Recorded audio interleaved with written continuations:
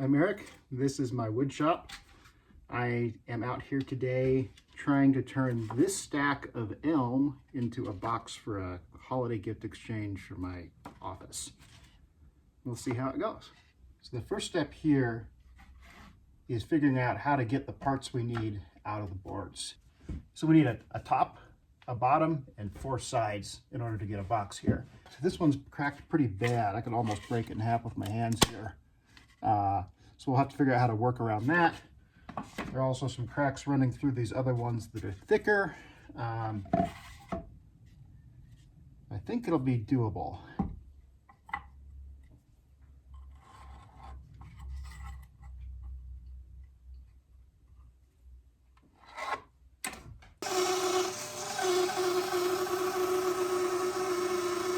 So I think we have our sides figured out now. We'll get them out of these 2 boards, and then we'll see what size the top and bottoms need to be.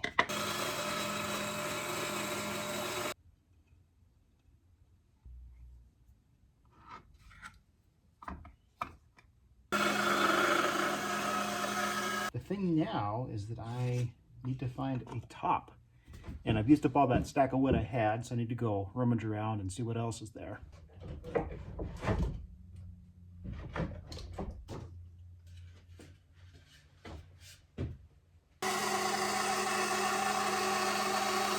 So all these are rough cut right now. You can see how much bow there is. It's natural wood, but as it dries, it moves and warps and does all that fun stuff.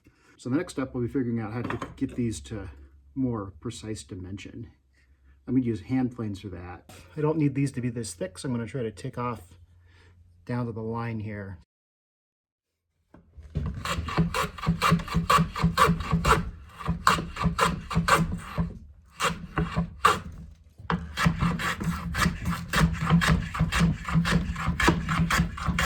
So the next step here is going to be take the sides and start to cut the joinery that holds them together at angles.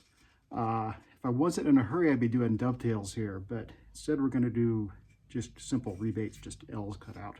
You'll see.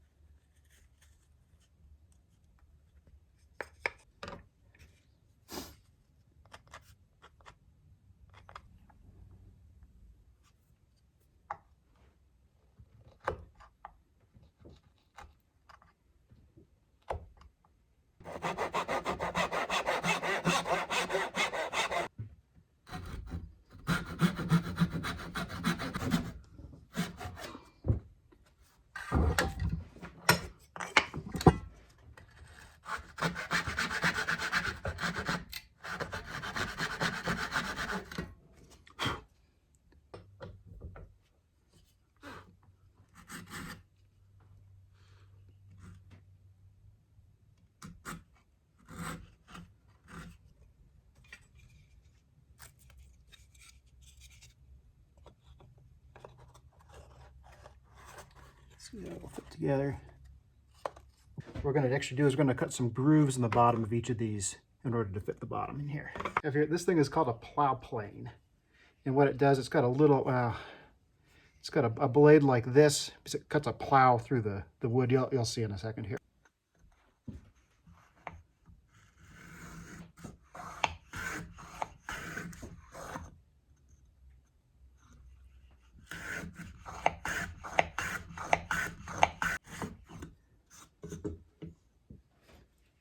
See, now we've got a little groove.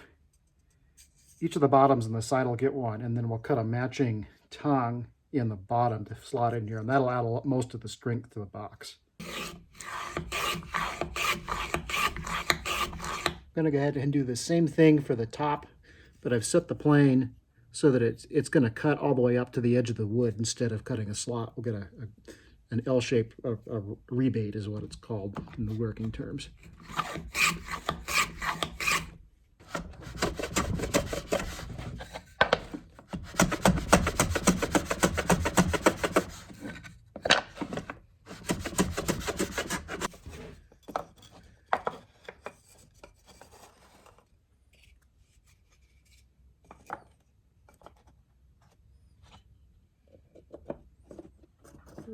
Perfect, perfect, perfect.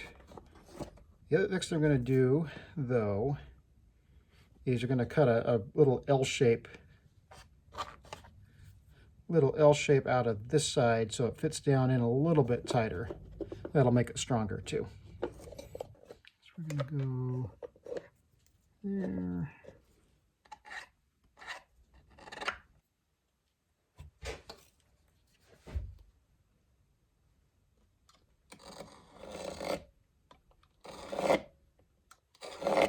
So I think with the grain, the long ones, we'll use the plow plane again. These I'll do like I did the sides of the box.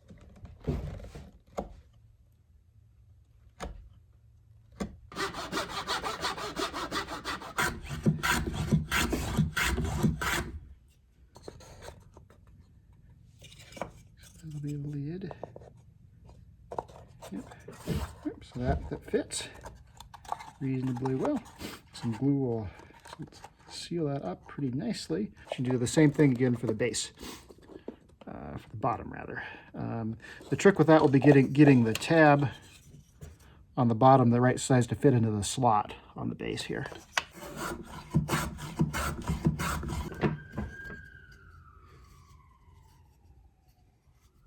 So now we're in a position where we can theoretically put the box together. It's going to need a little bit of cleanup probably, but I'll show the first attempt here, and then see how much futzing I have to do with it. So this is the bottom. Front is this way. This is the left side. It should fit in like that. Well, we're got a little bit of, it almost fits. A little bit of something there. Probably that stuff. A little bit of sandpaper. Cheat with here.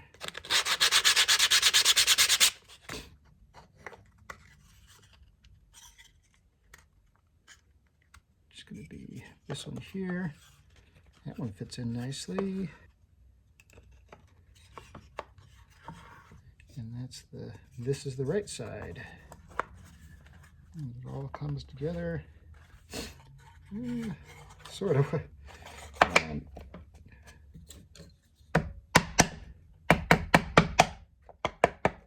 Reasonably well.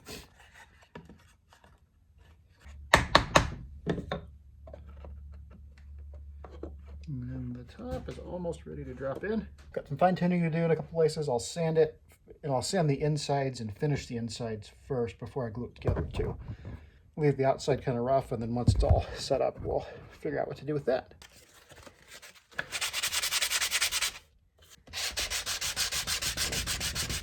So again, just finishing the inside here using a wipe-on polyurethane, durable and easy.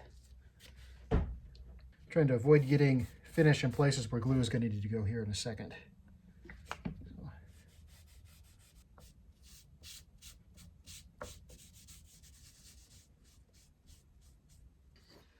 Look at that. Okay, I'm gonna go eat some lunch and let that dry. Really should dry overnight, but I might rush it. We'll see. So back a couple hours later, time to glue it up. So.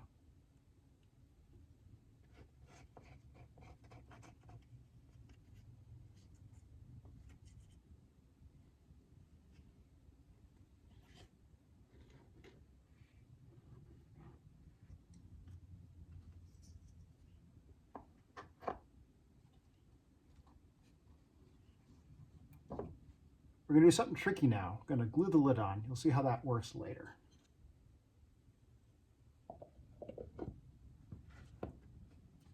Now to get some clamps on.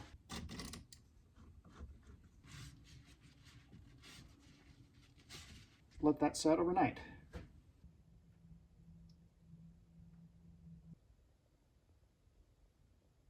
We're back the next morning. Time to take the clamps off and get on to the rest of it.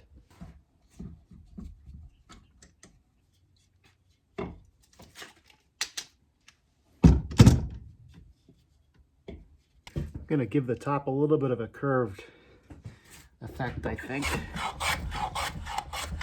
See how it works.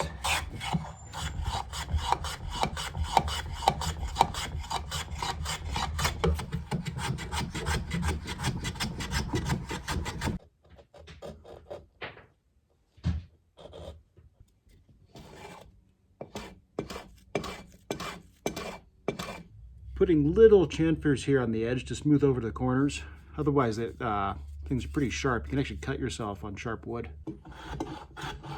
What we're going to do is we're going to cut through here to separate the lid from the bottom.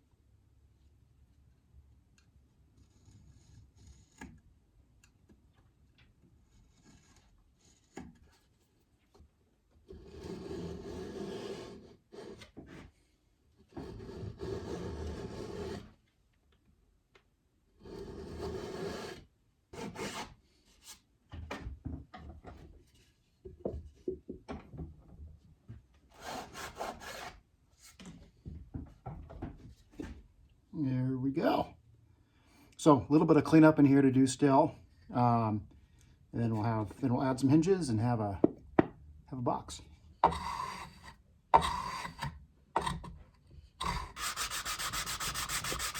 We've got the bump smoothed out now. Well, just next is to add some hinges. We're going to cut down just the width of the hinge so it sits in flush. It's kind of a nice touch for boxes like this.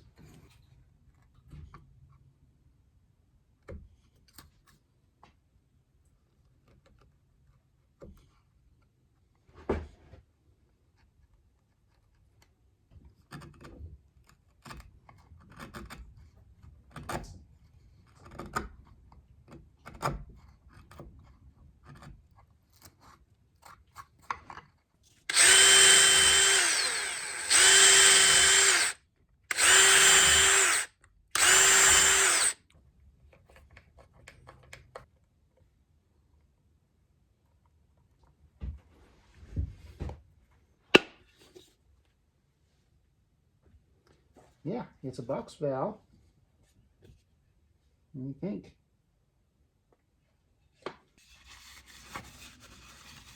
So I've done a touch more sanding. We're ready for finish.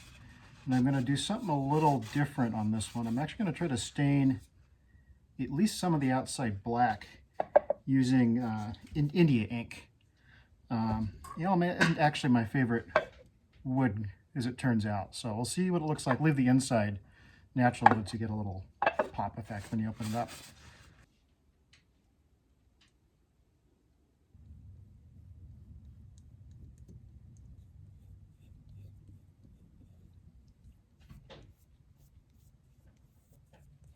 So as I'm cleaning this up with a little bit of sandpaper, I realize I'm getting this kind of nice weathered, patinaed pattern, kind of sanding off just a little bit of the black stain here. I think I like that. We're going to go with that.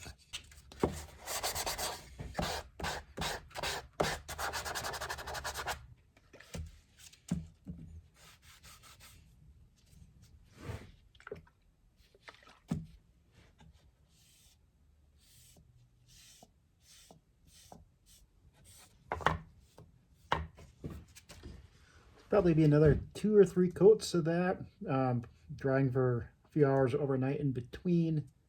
Then we should be done. So we're a few days and several coats of finish later. The last step here is going to be to put on some paste wax, some furniture polish, essentially, that'll even out bumps in the finish. And then the hinges will need to go back on, and then we'll be just all done, finally.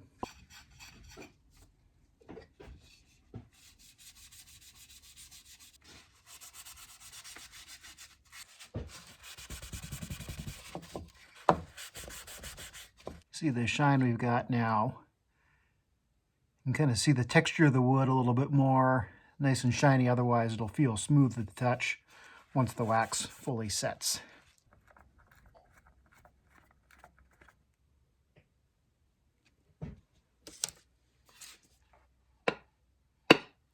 There we go.